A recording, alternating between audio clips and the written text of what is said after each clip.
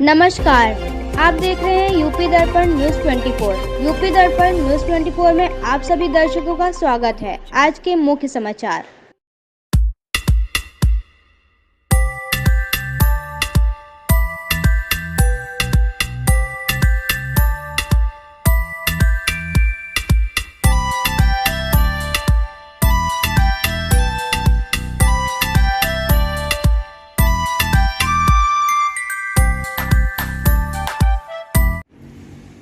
नमस्कार, आप देख रहे हैं यूपी दर्पण समाचार। मैं हूं आपका दोस्त राहुल सिंह। आज हमारे मध्य मौजूद है प्रदेश अध्यक्ष व पूर्व एमएलसी रामाशीष जी मौजूद है। आइए बात करते हैं कि आज लखीमपुर आगमन उनका किस उद्देश्य को लेकर के हुआ और जो कार्यकर्ता समीक्षा की गई है, सम्मेलन किया गया, उसके मुख्य पहल बिंदु क्या है।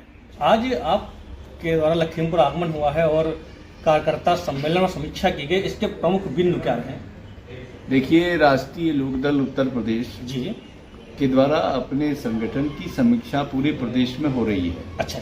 और आगामी चुनाव को ध्यान में रखकर हम लोग अपने संगठन को बूथ स्तर तक ले जाने के लिए रणनीति बना रहे हैं जी। क्योंकि आगामी चुनाव 2027 भी निकट है जी।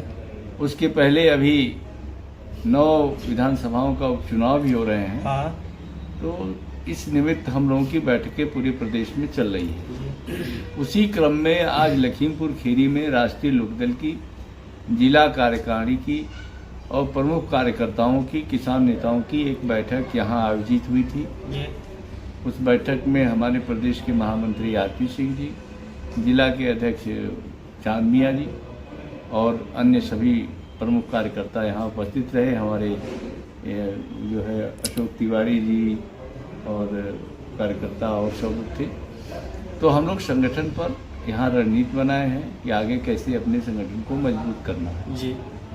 क्या संगठन का विस्तार संबंधी कोई कार्य किया गया? उसके लिए रणनीति तय की गई है। आगे चल करके हम बड़ा सम्मेलन करने वाले हैं लखीमपुर खीरी में, जिसमें बड़े पैमाने पर लोगों की भागीदारी होगी। तो उसकी रणनीति बनाई गई है। फरवरी मार्च में हमारे राष्ट्रीय अध्यक्ष भी कार्यक्रम लगने वाले हैं।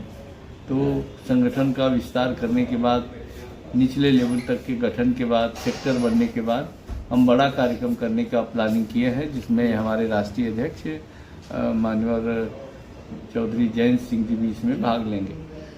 आपकी पार्टी के द्वारा जो उत्तर प्रदेश और केंद्र सरकार की राजनीति, इसमें बहुत ही अहम रोल रहता है विपक्ष में बैठ करके। इस संबंध में क्या कहना चाहेंगे? सरकार की निरंकुशता को रोकने के लिए होता है या क्या जनता का उद्धार हो पाए?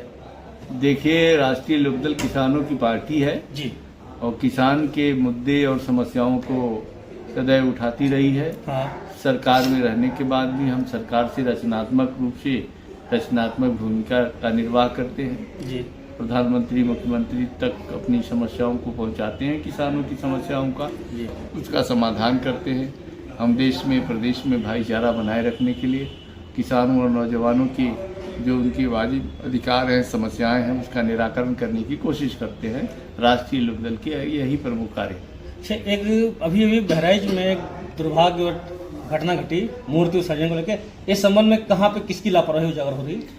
देखिए, वो घटना अत्यंत हृदय विदारक और दुर्भाग्यपूर्ण हुई है। जी। कुछ लोगों की साजिश भी है कि सरकार के अमन चैन में खलल डालने का। जी। कुछ अधिकारियों ने भी लापरवाही किया। जो उन लोगों ने लापरवाही किया उनको तुरंत निलंबित कर दिया गया। जी। तुरंत नौकरी से हटा दिया गया है, सजा दिया गया है। सरकार ने उसको कहीं फैलने नहीं दिया, कोई क्रिया प्रतिक्रिया पूरे प्रदेश में नहीं होने दिया। ये आदरणीय मुख्यमंत्री हमारे योगी आदित्यनाथ जी की सतर्कता की देन है। उनका प्रशासन चुस्त है, सतर्क है और वो प्रदेश में कानून व्यवस्था को हर हालत में बनाए रखना चाहता है। कानून व्यवस्था की बात की जाए तो जब सुप्रीम कोर्ट ने बुलडोजर को बैन कर दिया है, फिर बुलडोजर की धमकी दी गई अपराधियों पर, ये कहाँ तक उचित है? देखिए, सरकार जो है, जहाँ जनता की मांग हो रही है कि यहाँ इंक्रोचमेंट ज़्यादा हो गया है जी।